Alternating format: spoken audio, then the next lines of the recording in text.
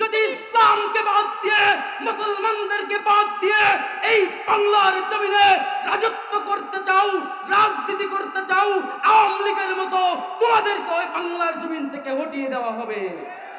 আসসালামু আলাইকুম ওয়া রাহমাতুল্লাহি ওয়া বারাকাতুহু। ভূমিকা ছাড়াই কিছু আলোচনা আপনাদের সামনে আজকে করতে চাই।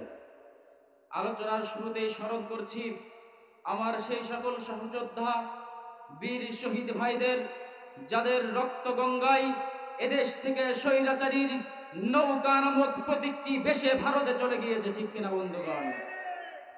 প্রিয় বন্ধুগণ, এদেশ কারোর বাবার দেশ নয়, কাজেই এই দেশে কারোর বাবার আদর্শ আর নীতি বাস্তবায়ন করতে দেওয়া হবে না। এদেশ কারোর স্বামীর দেশ নয়, কাজেই এই দেশে কারোর স্বামীর আদর্শ আর নীতি বাস্তবায়ন করতে দেওয়া হবে না। প্রিয় বন্ধুগণ, আমরা বহু নীতি আর আদর্শ প্রত্যক্ষ করেছি, আমরা জাতীয়তাবাদ দেখেছি, আমরা আওয়ামী তন্ত্র দেখেছি, আমরা মুজিবের আদর্শ দেখেছি, আমরা জিয়াউর রহমানের আদর্শ দেখেছি। এখন আমরা দেখতে চাই হাত পাখা রাসূলুল্লাহ সাল্লাল্লাহু আলাইহি ওয়াসাল্লামের আদর্শ। প্রিয় সংগ্রামী বন্ধুগণ, আওয়ামী লীগ এদেশ থেকে ইসলামকে বিলীন করে দেওয়ার ষড়যন্ত্র করেছিল। প্রিয় সংগ্রামী বন্ধুগণ, তারা এই দেশ থেকে ইসলামকে বিলীন করে দিয়ে ভারতের দাদাবাবুদের নীতি আদর্শ এদেশে বাস্তবায়ন করতে চেয়েছিল। আওয়ামী লীগ এই বাংলার জমিনে কিন্তু শেষ পর্যন্ত টিকতে পারে নাই।